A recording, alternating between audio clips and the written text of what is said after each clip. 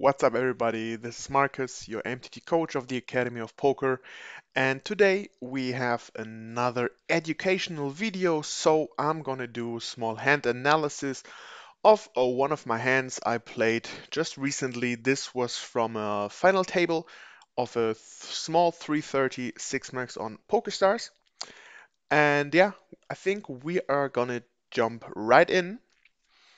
Let's have a look here. As you see, we sit in the big blind, 37 big blinds. Uh, as you see, pretty evenly stacked table. There's only one short-ish guy. 18 big blinds is still fine in my opinion. But as you see, the rest, just one or two race and take it away from becoming the chip leader or falling in fifth place here. As you see, we are still six here. One guy already busted.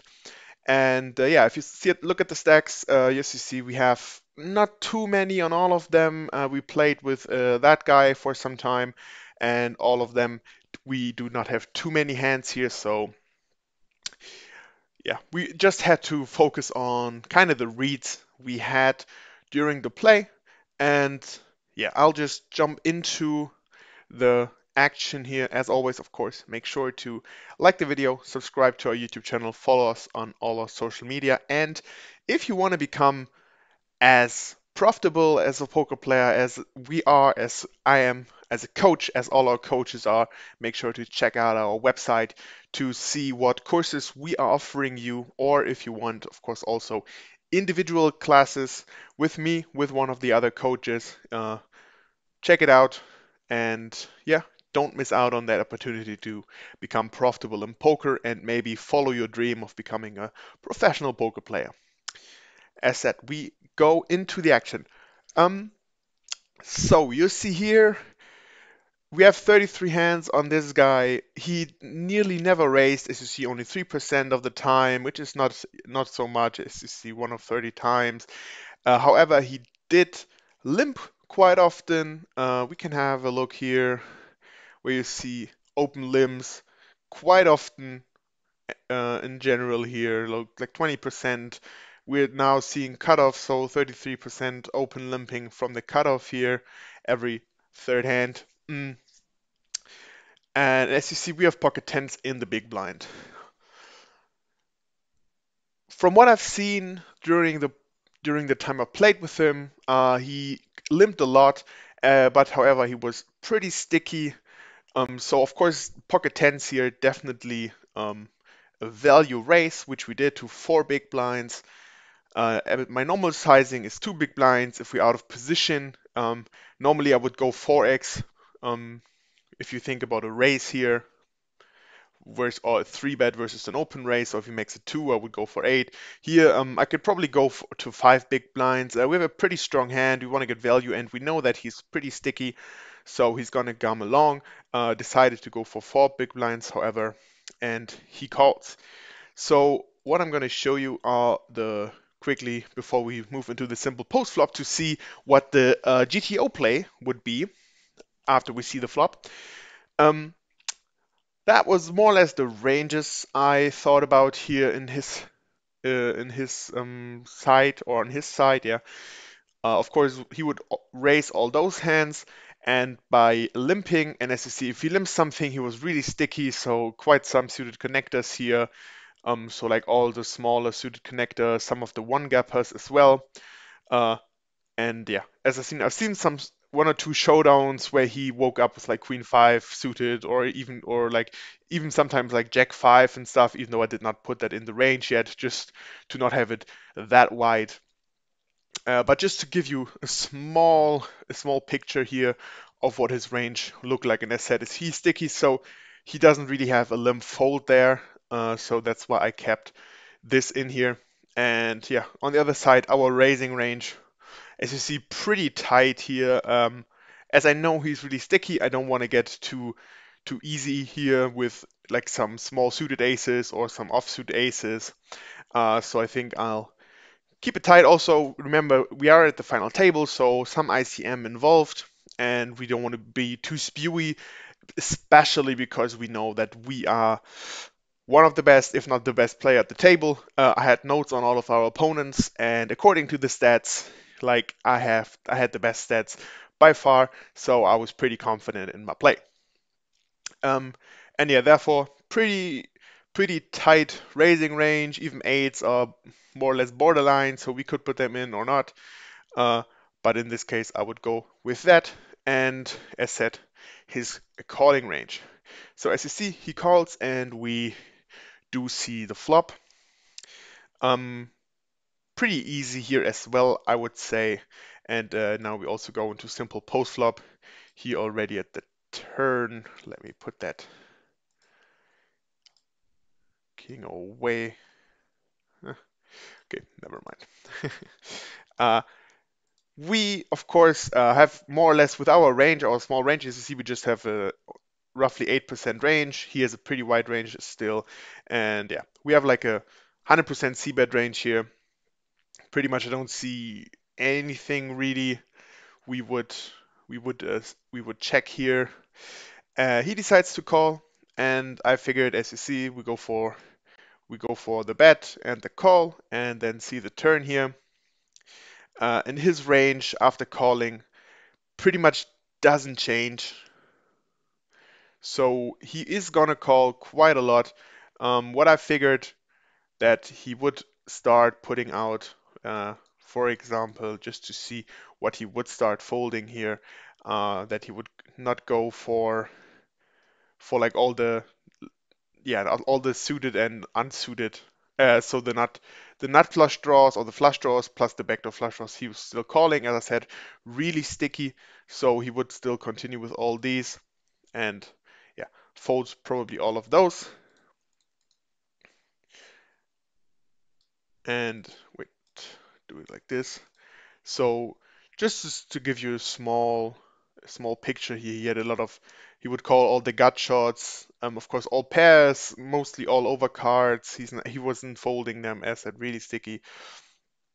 So we just change it a little bit, and yeah, as you see, we get called and we see the turn. And now, interesting part here, we calculate that one to see what the best play would be. As I said, we have a pretty narrow range here. So we do have we have quite some nut flush draws. I mean, we have the ace king and ace queen suited. We have king queen suited in hearts. We have the pocket tens here. We have over pairs as well. But as you see, just to it's a mix between checking and betting a third of the pot roughly. As you see, pocket tens here, not that big of a difference. The ones with a spade would be played bit more often than the one without, just to have some blocks for the possible backdoor flush draws here. But as you see, it's more or less a 50-50 here if you see it between checking and also in this case betting a third roughly. So we can mix it in. The thing here is, so for example, if we check and we see his checking range, that we see he does have a lot of middle-ish pairs that we would still, if we go for the bet here and see his calls, that he would still just call. He can have some eights here, but not too many in his range. If you see it's only like it's not that big of a part here where he has uh, some of the straights here. So probably a a bit better, in my opinion, here to check because that's exactly what we did. And he checks it back. So what would we think? Let's see. We check and play one checks back.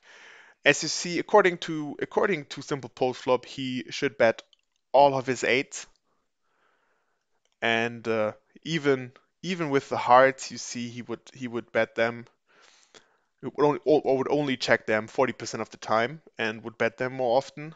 So he should be betting them, and because he's checking it back, he's probably not going to have too many 8x here. It's also only the 8x, let's say he has as the ace 8 of hearts, he would probably check back because he has the nuts and he's also blocking possible straight flushes here.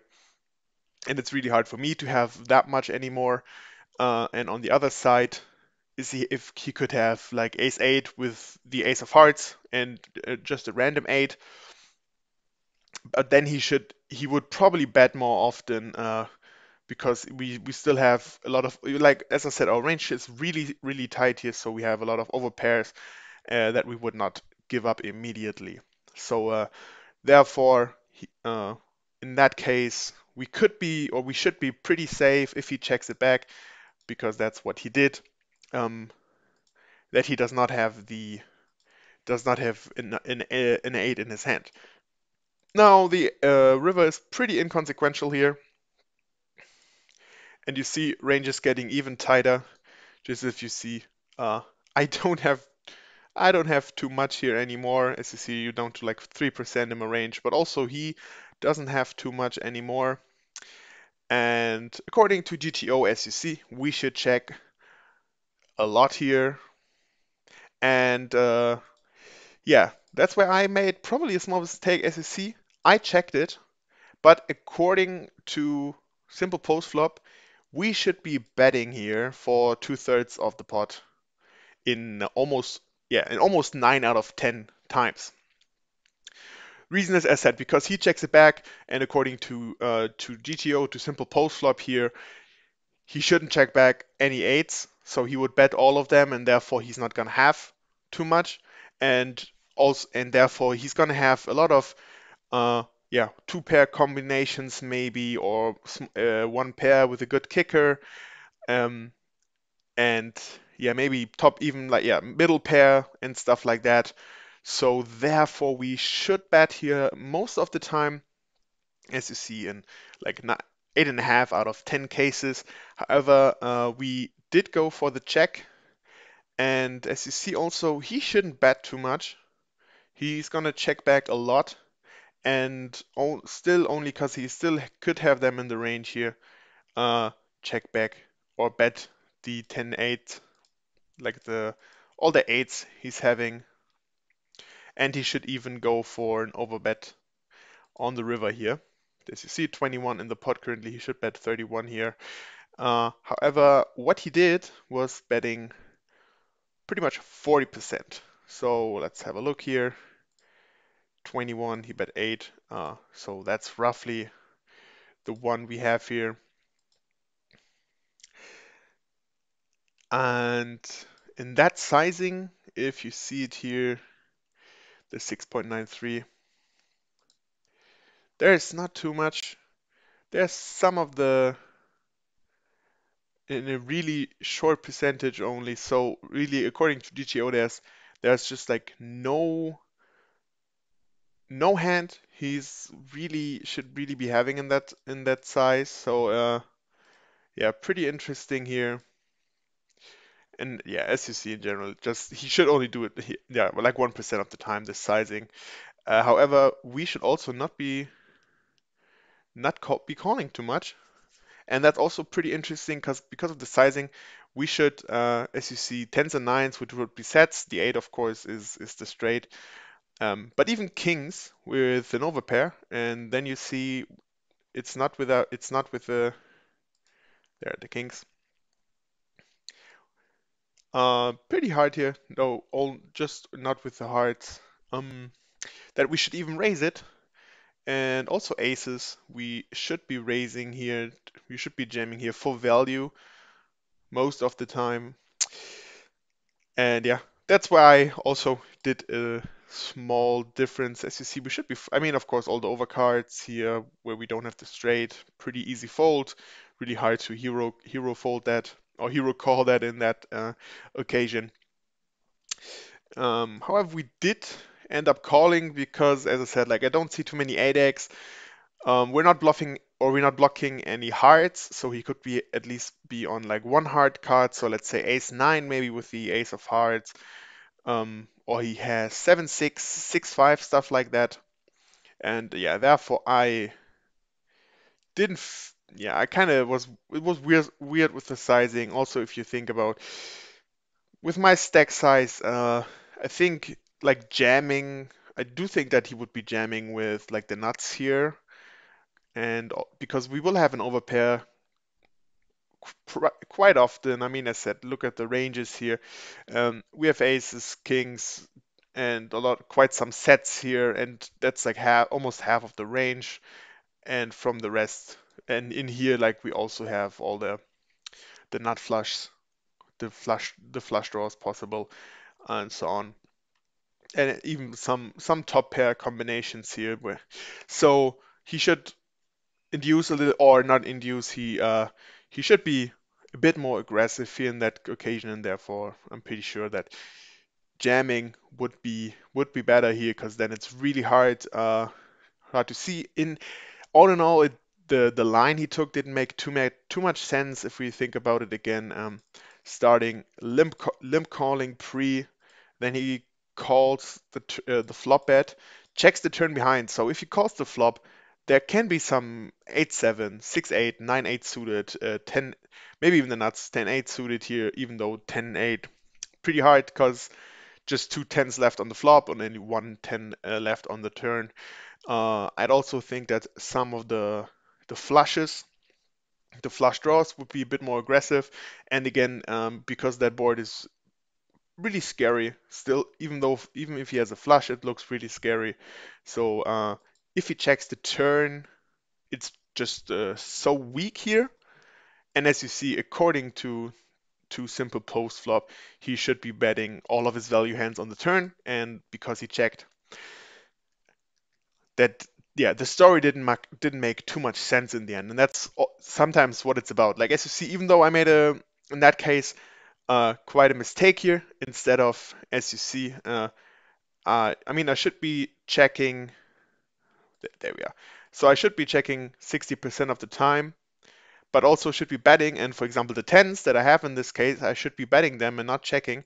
So I did the check.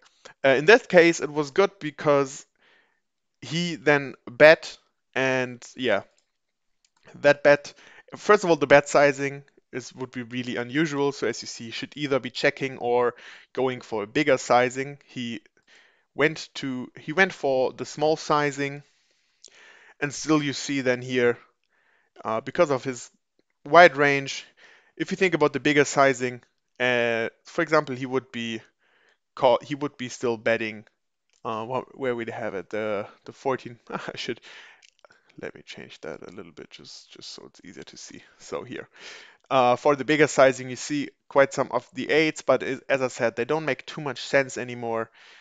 But also, you see some blockers. So with a jack here, 10-9, two pairs he can have, or even some of the just some overcards where he's also blocking, probably here always with the hearts in there. Yeah, see the king of hearts with the jack of hearts and stuff. Um, just makes more sense. Let me change that. Yeah, that's a bit better. And you see this small sizing, it's only really with some ace highs and a small percentage of the top pairs here. So yeah, as said, doesn't make too much sense, the story. However, he did go for it. As said, we should be raising here. However, we did just end up with the call. And as I said, didn't make too much sense. And yeah, he woke up with the 4 or 5 of diamonds. I'm not sure if he even thought it's a value bet, and I have ace king, because a lot of times if they don't know really what to say or what to think, it's like, oh, I think he has ace king. So he went for the small bet, but for bluff, yeah, don't like the sizing too much. I mean, we're down to 20 bigs here. Uh, we're down, yeah, 20. We have 28 bigs here still. So if we have to call 8 to win 36, so we have to be right less than 25% of the time, as you see, 22% here as our pot odds. And yeah, we just have to be right every fourth time, and we can definitely easily find so many hands. As I said, a lot of two-pair combinations, some maybe even the set himself. We are beat by flushes and by straights. And as said, if he checks back the turn, a lot of the flushes and straights are out of there. Like he would check back 8-7 of hearts. That's one combination. He would probably check back ace-8 of hearts. But other than that, not too much, I guess. So therefore, not too much in his range. Also, would he really just go for this small sizing on the river if he has like the nuts or like the straight flush or the nut flush draw and the nut flush. I doubt that quite a bit. So as said, we end up, yeah, calling. And as you see, it was a good thing. Oh, that's why also gave him such a big range, because you see how big his range really is if he goes for the limp calling with 5-4 suited. And yeah, we managed to get 18 big blinds in that hand from him, as you see, which was a big part. And therefore we took over the chip lead. We even ended up winning the tournament. It was a small one for like 170 bucks or so, but still more than 50 times the buy-in. All in all, had a pretty good session that day. That was really nice. Um, but yeah, I think that's it for now. Let me know in the comments if you like that analysis. If I should maybe try to be a bit more detailed in this stuff, for example, so it's easier for you to understand. As of course, he is a lot of button clicking involved, and then maybe I have two thoughts in my head. So let me know what you think in the comments. Do you even work with a simple post flop, or do you want maybe a video about how to work with it? Let me know as well as said. And yeah, that's it for the analysis of this short educational video for the day. Make sure to like the video, subscribe to our YouTube channel, watch us on all our social media, and follow us on there as well. And yeah, we'll see you in the next video, in the next stream, or on one of our posts. Good luck at the tables and have a nice day. Bye.